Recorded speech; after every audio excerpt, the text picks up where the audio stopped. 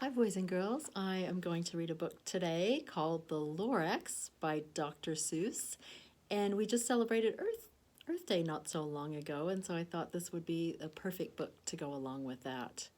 So again, this is The Lorax by Dr. Seuss. This is one of my favorite Dr. Seuss books. Here we go.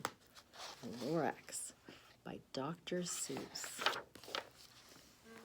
At the far end of town, where the grickle grass grows, and the wind smells slow and sour when it blows, and no birds ever sing excepting old crows, is the street of the lifted Lorax. And here's the street, boys and girls. It's pretty dark, doesn't it? Not much color there.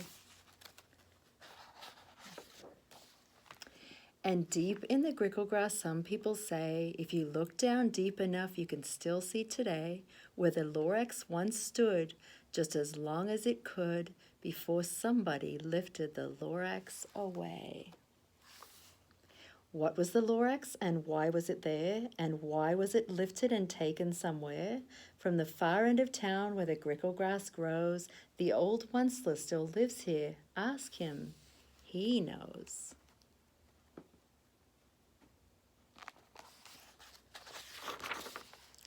You won't see the Onceler, don't knock at his door. He stays in his letcom on top of his store. He lurks in his letcom cold under the roof, where he makes his own clothes out of muffed moof. And on special dank midnights in August he peeks out of the shutters, and sometimes he speaks, and tells how the Lorax was lifted away. He'll tell you perhaps, if you're willing to pay.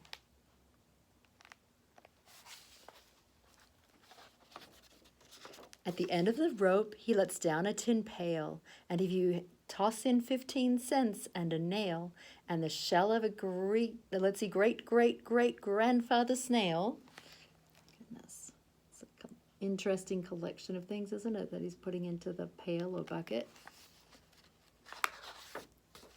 Then he pulls up the pail, makes a most careful count to see if you've paid him the proper amount.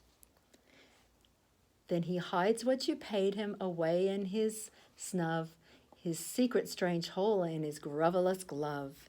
Then he grunts, I will call you by whisper me phone, for the secrets I tell you are for your ears alone. Slop! Down slops the whisper-my-phone to your ear, and the old Onceler's whistlers are not very clear, since they have to come down through a snurgly hose, and he sounds as if he had smallish bees up his nose. Now I'll tell you, he says with his teeth sounding grey, how the Lorax got lifted and taken away. It all started way back, such a long time back.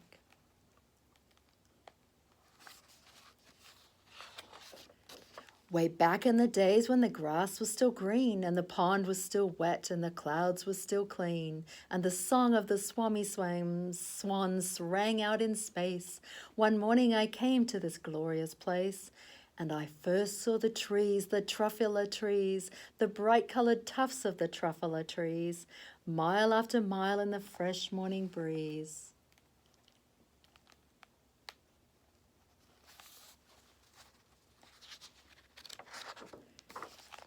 And under the trees I saw brown barbaloots, frisking about in their barbaloot suits, as they played in the shade and ate truffula fruits. From the rippleless pond came the comfortable sound of the humming fish humming while splashing around.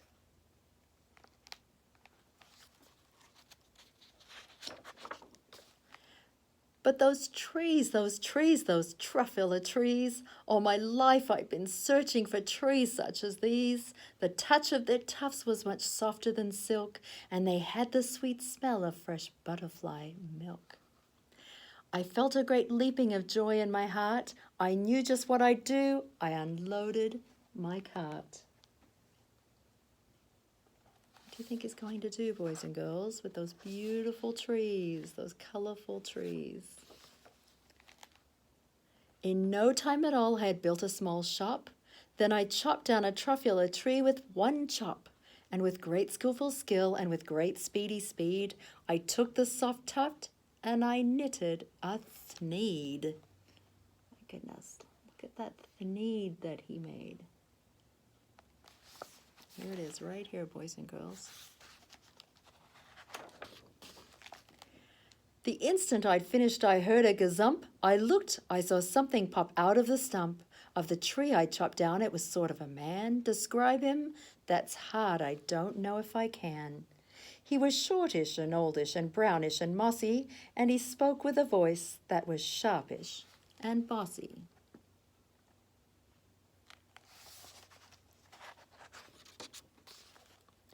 Mister, he said with a sawdusty sneeze, I'm the Lorax, I speak for the trees, I speak for the trees have no tongues, and I'm asking you, sir, at the top of my lungs.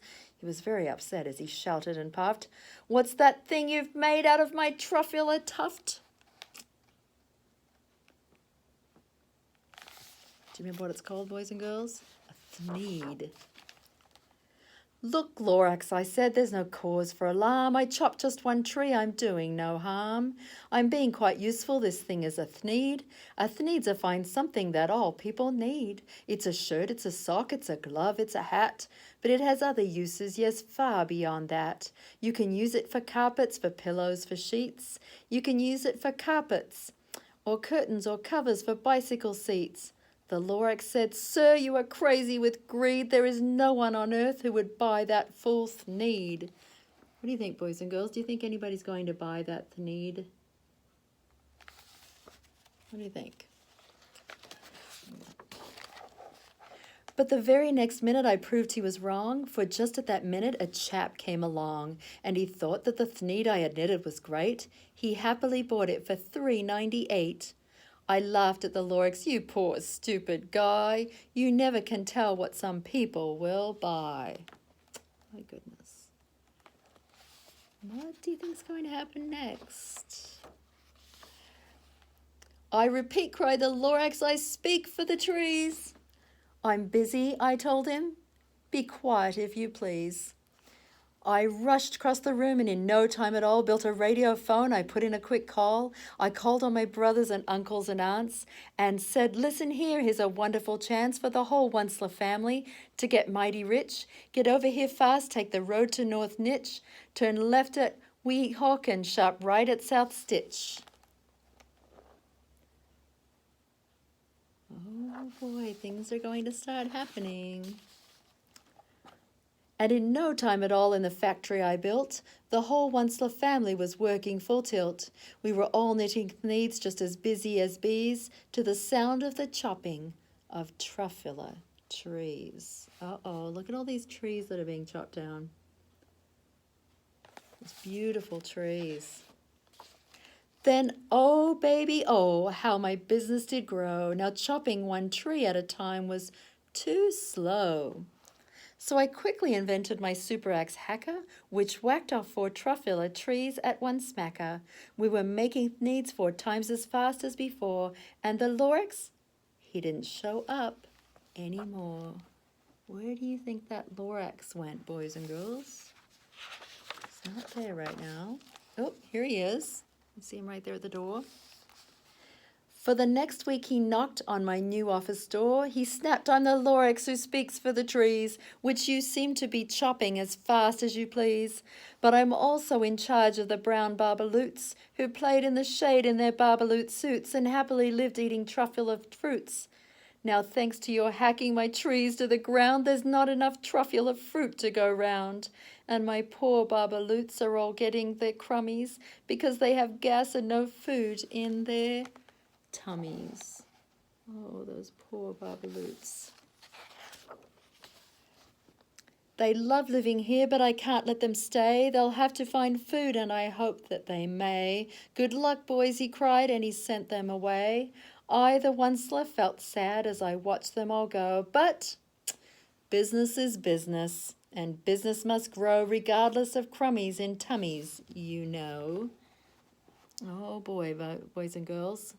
So at first he was just going to chop down one tree, and now he's chopping down a lot of them, which has affected the poor bears because that's where their food was and the shade, and now they have to go. Oh, and look what's happening in the air. Look at all of what's coming out of the factory at this point. And where are all the trees? I meant no harm, I most truly did not, but I had to grow bigger, so bigger I got. I biggered my factory, I biggered my roads, I biggered my wagons, I biggered the loads. Of the thneeds I shipped out, I was shipping them forth to the south, to the east, to the west, to the north. I went right on biggering, selling more thneeds, and I biggered my money, which everyone needs. Is it worth doing all this when it's going to affect animals that are in that environment, boys and girls? Then again he came back, I was fixing some pipes, when that old nuisance Lorax came back with more gripes, that's complaints. I am the Lorax, he coughed and he whiffed. He sneezed and snuffed, he snuggled, he sniffed. Onceler, he cried with a coughless croak. Onceler, you're making such smogulous smoke. My poor swami swans, why they can't sing out more. No one can sing who has smog in his throat. Oh, look at all of them, boys and girls. Poor swami swans. Uh-oh. Looks like they're leaving.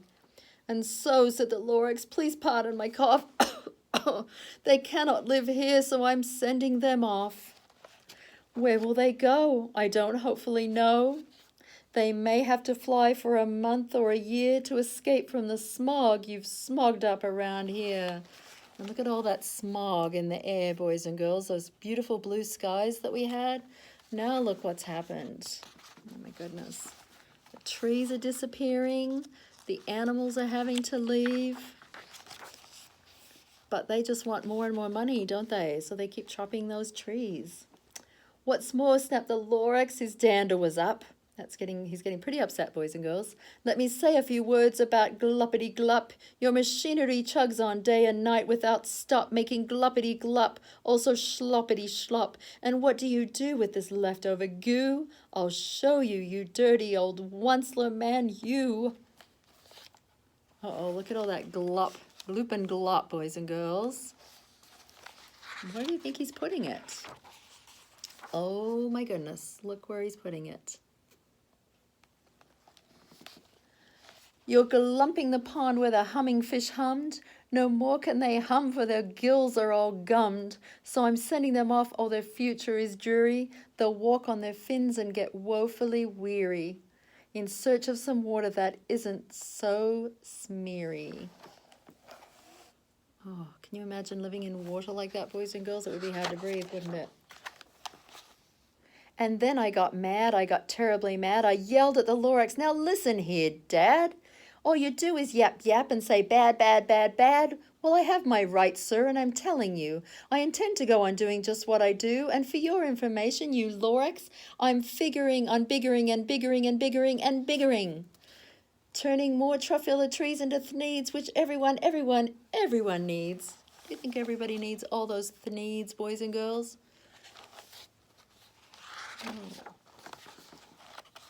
Uh-oh.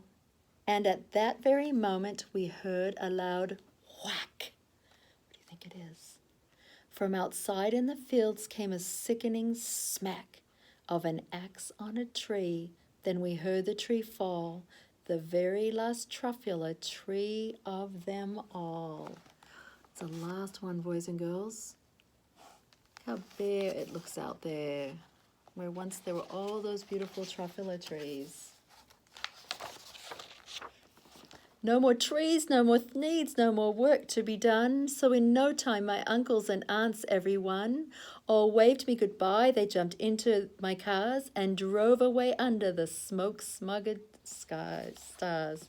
Now all that was left neath the bad-smelling sky was my big empty factory, the Lorax and I. My goodness, I'm mixing up those words. Dr. Seuss is so good at getting some tongue twisters there with his words.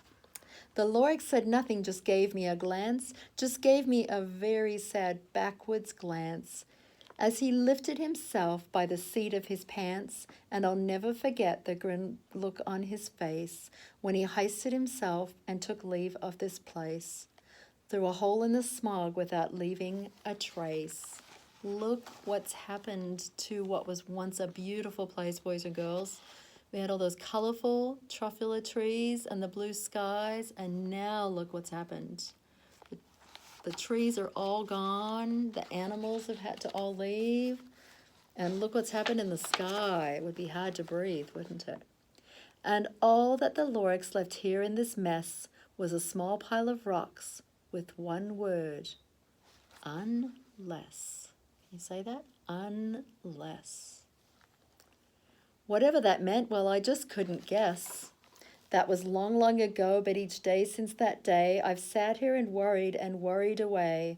Through the years, while my buildings have fallen apart, I've worried about it with all of my heart.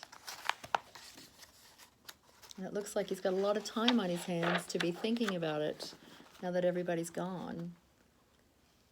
But now, says the Onceler, now that you're here, the word of the Lorax seems perfectly clear. Unless someone like you cares a whole awful lot, nothing is going to get better.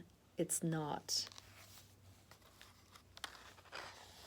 Do you care, boys and girls, what happens? Can you make a difference?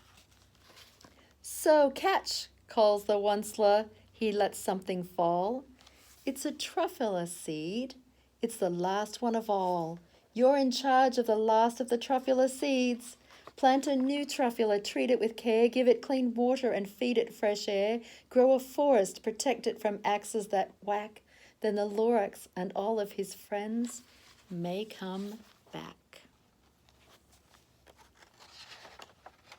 So we need to look at what we do to the earth, boys and girls.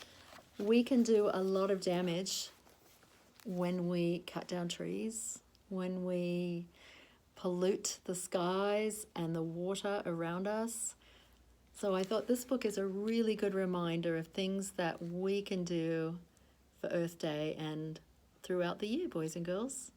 I hope you enjoyed it. Take care. Bye.